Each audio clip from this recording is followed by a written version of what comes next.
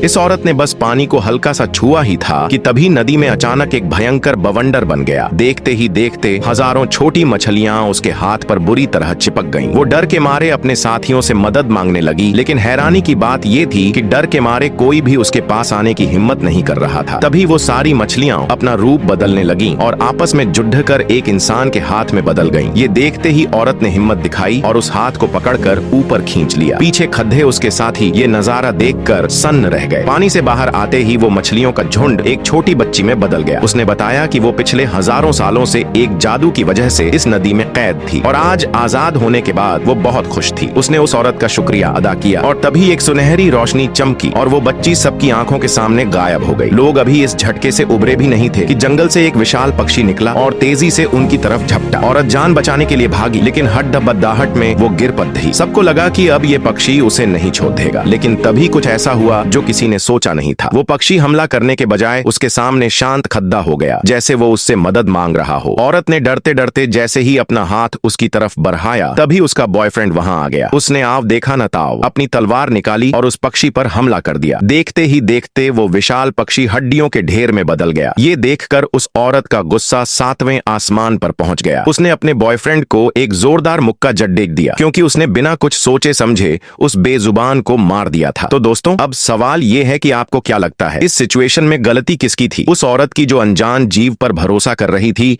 या उसके बॉयफ्रेंड की जिसने उसकी जान बचाने के लिए हमला किया? कमेंट करके जरूर बताएं।